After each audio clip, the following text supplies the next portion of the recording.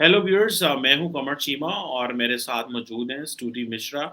Sturdy जो है वो जर्नलिस्ट हैं, भारत में बेस्ड हैं and she works for the independent. Thank you very much sturdy for your time for my YouTube channel. Thank you so much. Thank you for calling me. Thank you. Sturdy, अब बड़ी important एक global development है जिसका India पे direct and indirect impact है, और वो ये था कि अमेरिकन जो यूएस कांग्रेस है उसकी स्पीकर जो नैन्सी पेलोसी हैं, उन्होंने ताइवान Hmm. का विजिट किया। जो Hmm. चाइनीज हैं वो दे कंसीडर दिस वेरी प्रोवोकेटिव। उन्होंने मिलिट्री एक्सरसाइजेस का ऐलान कर दिया। How do you see this situation, particularly आप क्योंकि एक वेस्टर्न मीडिया आउटलेट को दिल्ली में देखती हैं, इंडिया में देखती हैं, सो आप कैसे देख रही हैं? और this situation is blowing up and आप क्या देख रही हैं, इसके क्या कॉन्सिक्वेंसेस भी क्या हो सकते हैं? Um, to be honest, काफी mixed views सुनने को मिले हैं in terms of how this situation is unfolding because from the beginning, from the time there was this speculation that Nancy Pelosi might visit Taiwan, there were different point of views within American politicians and at the same time within the party as well. Even Biden went on record to say that it's probably not necessary for her to visit, and Republicans were surprisingly supporting her visit. But at the same time, it has been a situation whether she should do it or she should not do it, and how China is going to react. Yes, there were a lot of threats. They had actually gone on record to say a lot of things. So when this visit happened, I think everybody was If you tense. can talk in Hindi, that is comfortable. Sure, Urdu, या yeah. Sure, I probably थोड़ा थोड़ा मैं बीच में switch करूंगी, but मैं Oh, कोशिश no, करूंगी कि मैं हिंदी उर्दू में बात करूं. सो जब ये डिस्कशन चल रहा था कि नैन्सी पेलोसी जाएंगी ताइवान या नहीं जाएंगी, और अपने आप में एक बहुत हिस्टोरिक विजिट है क्योंकि ऑलमोस्ट 20 साल से कोई इतना हाई रैंकिंग ऑफिशियल यूएस का गया नहीं है ताइवान, एंड एक स्पीकर का जाना एक बहुत बड़ी बात है. तो ऑल्दो बहुत डिफरेंट पर्सपेक्टिव्स थे पहले, चाइना की तरफ से जो थ्रेट्स थे उससे एक चीज क्लियर थी कि अगर वो जाती हैं तो कुछ ना कुछ रिटालिएशन तो फॉर श्योर होगा. सो हर इंसान एक तरीके से थोड़ा सा प्रिपेयर्ड था कि सिचुएशन चाहे बहुत ज्यादा एस्केलेट ना हो, बट ऐसा देखने में जरूर लगेगा कि सिचुएशन एस्केलेट होगी और कुछ ना कुछ चाइना की तरफ से एक्शंस लिए जाएंगे. तो उसकी वजह से आई थिंक लोगों का यही मानना था कि इस तरह का रिएक्शन एक्सपेक्टेड लाइंस पे था.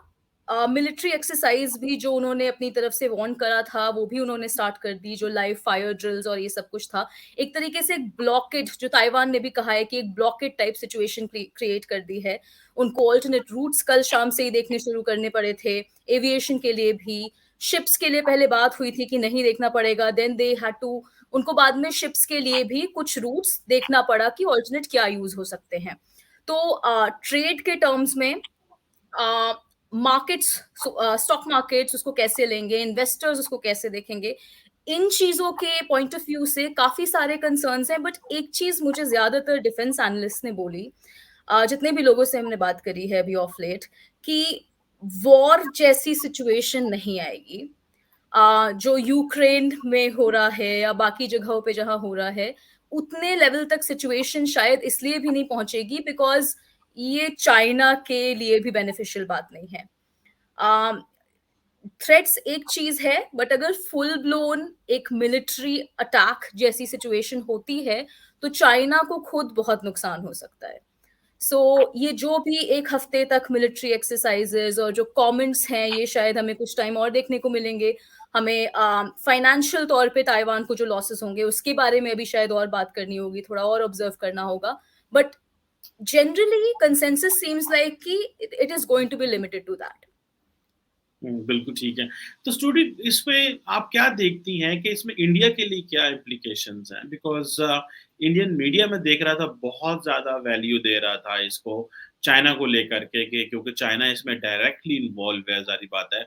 तो वो बेसिकली इंडियन मीडिया बहुत ज़्यादा इस पे प्रोजेक्शन चल रही थी, एनालिस्ट को लिया जा रहा था। So how does India looks this situation, और इंडिया मीडिया ने इस पे क्या पर्सपेक्टिव लिया? मीडिया पर्सपेक्टिव एक्चुअली इंडिया में इन जनरल आजकल थोड़ा सा दो लाइन्स पे रहता है। एक तो ये है कि जो 24/7 न्यूज़ कवरेज है वो अ, थोड़ी-सी ज़्यादा लाउड है इन जनरल, और यूक्रेन को लेके भी यहाँ बहुत कवरेज हुई है 24/7 न्यूज़ चैनल्स पे, और श्रीलंका को लेके बहुत कवरेज हुई है, which makes sense because Sri Lanka is just next door neighbour. But I will tell you what I have read. जो न्यूज़पेपर एडिटोरियल्स हैं, वहाँ पे काफ़ी एनालिसिस था। तो in terms of foreign policy perspective जो लोग बात कर रहे थे, वो ज़्यादातर स्ट्रेन्ड टाइज़ को लेकर के बात थी इंडिया में, कि यूएस और चाइना के बीच में एक तरीके से जो सिचुएशन है, पिछले कुछ सालों से भी अच्छी नहीं रही है, और अब और ज़्यादा डिवाइडेड होते जा रहे हैं व्यूज़। और अगर ताइवान सिचुएशन एक मिलिट्री की लाइन पे नहीं भी एस्केलेट होती है, तब भी टेंशन वाइज तो काफी एस्केलेट कर दी है इसने। सिचुएशन दोनों कंट्रीज के बीच में बहुत स्ट्रेन्ड है, and on top of that उसमें obviously there is always a question that what role India plays. India and China obviously aren't really on good terms at all. There's an ongoing border dispute, and India and US have their own sort of deal. It's like, it's not really like a full-time ally, but it still sort of uh, is in a lot of groups together. They have a lot of, a lot of relations basically to protect, and India does see its interests along the lines with US, and strained China ties basically perhaps means that the world sort of gets divided into pro-US and pro-China, and India automatically finds itself in the pro-US side. And as I'm also guessing that things in like when people discuss foreign policy in Pakistan, there might have been also this discussion that, oh, like, China. So like people have just chosen allies. It just all boils down to that after a point. But news channel की coverage, to be honest, मैंने बहुत ज़्यादा follow नहीं करी, तो मुझे पता है कि वहाँ किस तरह की coverage होती है, और वो बहुत ज़्यादा काम की नहीं होती। तो बिल्कुल ठीक है। तो स्तुति, आप क्या समझती हैं कि इंडिया जो है, आप as a journalist obviously you might have gone through जो फॉरेन ऑफिस या डिफेंस के लोग जो हैं वो दे हैव बीन टॉकिंग। आप नहीं समझती कि इंडिया के लिए जितना ज़्यादा इंडो पैसिफिक में जितनी ज़्यादा अमेरिकन इन्वेस्टमेंट कर रहे हैं, जितनी अमेरिकन्स अटेंशन देते हैं इस खित्ते को, आप नहीं समझती एज़ अ जर्नलिस्ट जो आप कवर कर रही होंगी, you might have got the vibes and all that, कि इंडिया के लिए इश्यूज़ भी हैं, चैलेंजेस भी हैं, लेकिन अपॉर्च्युनिटीज़ भी हैं। तो आप क्या समझती हैं कल कलाम को यहाँ पे लिमिटेड स्केल कॉन्फ्लिक्ट तो होना ही होना है। मतलब ये नहीं हम्म, होना, कुछ ना कुछ तो होना है। मतलब there's a lot hmm, of money which is coming, lot of defense which is being installed, बहुत या कुछ हो रहा है यहाँ पे। तो आप क्या हम्म, समझते हैं इंडिया के लिए चैलेंजेस होंगे, because you have a big neighbour on your जो आपके बिल्कुल साथ है, और दे हैव अ कंट्रोल और ऑन जिनके पास वो दुनिया की ग्लोबल सप्लाई चेन के ऊपर कंट्रोल रखते हैं। सो इंडिया का के अंदर क्या बात चलती है, या क्या आप जनरली समझती हैं, and particularly keeping this Nancy Pelosi's visit को भी ज़हन में रखते हुए, कि क्या कॉन्सिक्वेंसेस फ्यूचर में हो सकते हैं इसके? टू बी ऑनेस्ट, कॉन्सिक्वेंसेस के मामले में तो again it is very very much divided on the lines कि कौन इसको कितना एस्केलेट होता हुआ देख रहा है इस सिचुएशन को। लॉन्ग लास्टिंग इम्पैक्ट डेफिनेटली लोग बात कर रहे हैं कि फाइनेंशियली, ट्रेड वाइज, कॉन्फ्लिक्ट के कितने इम्पैक्ट्स हो सकते हैं, वो डिस्कशन हो रहा है।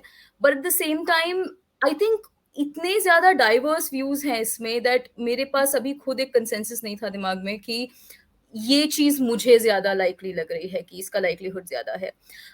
इतना मुझे समझ में आ रहा है ओवरऑल कि सिचुएशन शायद मिलिट्री लेवल पे उतनी एस्केलेट नहीं होगी जैसा मैं पहले कह रही थी। और जो फाइनेंशियल इम्पैक्ट्स हैं उनकी आई थिंक इंडिया से ज्यादा चाइना को खुद चिंता है, ये भी लोग बात कर रहे हैं कि China will also be worried that they would not want to do something और create a conflict, although there are different dynamics there as well with Xi Jinping looking for a third term and all those things. But at the same time, there are different dynamics at play, but nobody wants a full blown conflict. And in terms of India, I think if you speak to defense analysts, they will have their own view on how Chinese army functions, on how Chinese government functions, and how it sort of like all comes together. But at the same time, um, ये थोड़ा सा I think foreign policy perspective से इसको ज्यादा weightage शायद मेरे हिसाब से देने की जरूरत है. और वहां पे जो एक्सपर्ट्स हैं उनका जरूर ये मानना है कि ट्रेड वाइज चीजें, फाइनेंशियली जो जितनी भी चीजें हैं वो ज्यादा इंपॉर्टेंट है हर कंट्री के लिए. अपने फाइनेंशियल इंटरेस्ट इस वक्त सबसे ज्यादा इंपॉर्टेंट है. चाइना बहुत बड़ा प्लेयर है, यस डेफिनेटली पूरी ग्लोबल सप्लाई एक तरीके से डोमिनेट करता है, बट ताइवान के भी अपने कुछ प्लस पॉइंट्स हैं जो उनका मैन्युफैक्चरिंग जिस तरीके से वो एक हब बने हुए हैं इन terms of chips and in terms of like the technological side of it.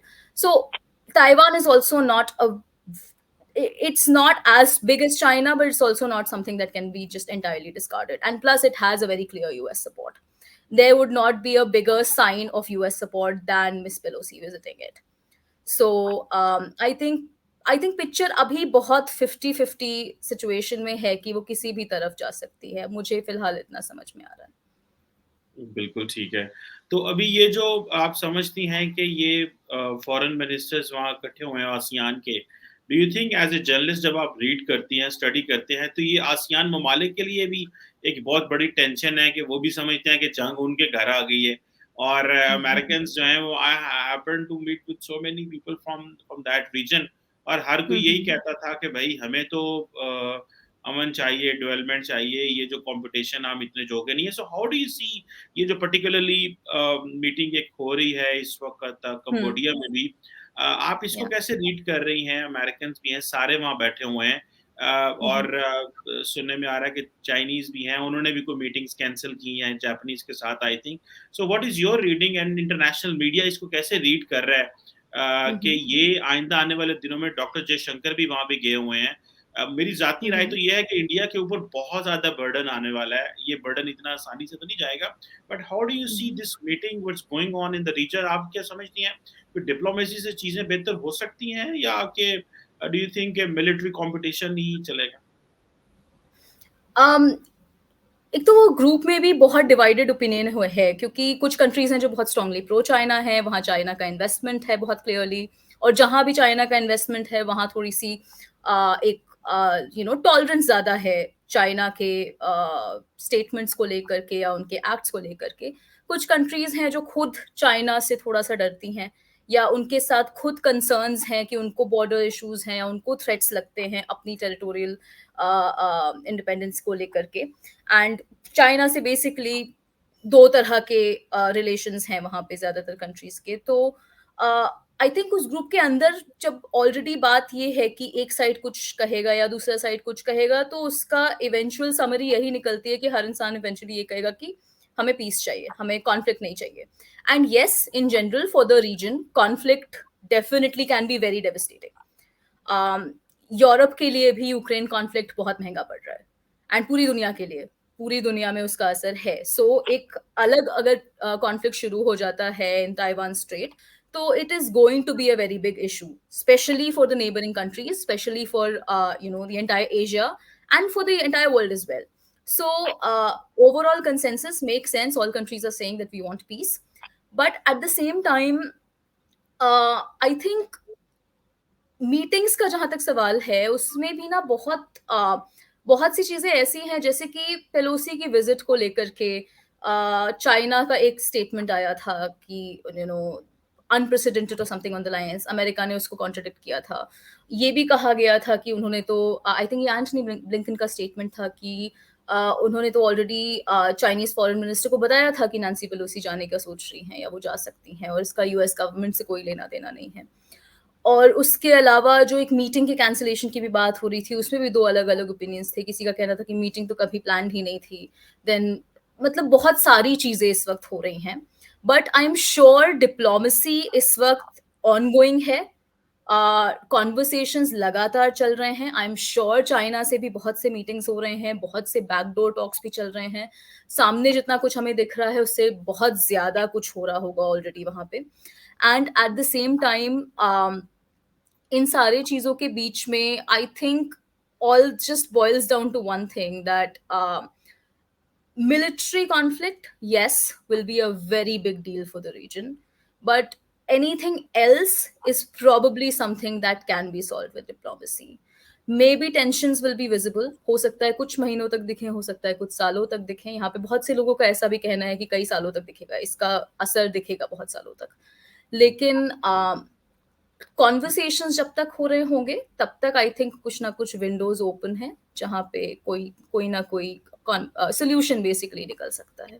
This is something that I have seen so far in terms of whatever statements we have been seeing, but of बिल्कुल ठीक। Course we don't know what the backdoor conversation is. हाँ, बिल्कुल सही कह रहे हैं।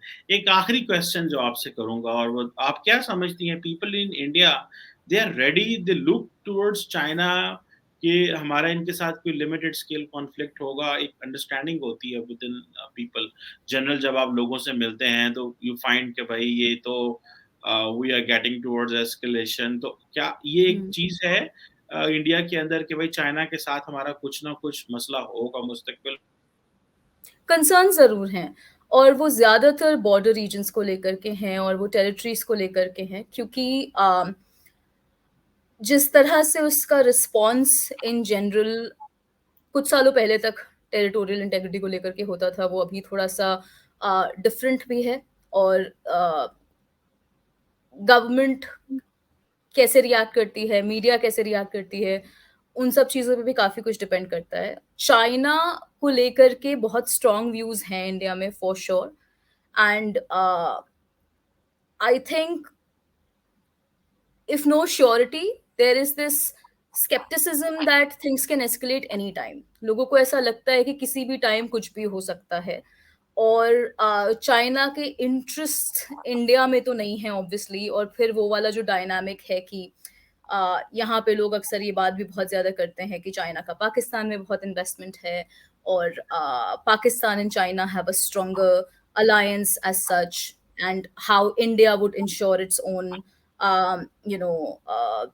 ensure its own safety and security basically. So उन lines पे बहुत discussions होते हैं, but I've seen one thing कि ये ज़्यादातर टीवी स्टूडियो discussions हैं। When you go down, जब आप लोगों से बात करें जो foreign analysts नहीं हैं या जो नहीं समझते हैं foreign politics इस तरह की, वहाँ पे लोगों को एक बात जरूर पता है कि चाइना ने कुछ लैंड पे इंक्रोच किया हुआ है।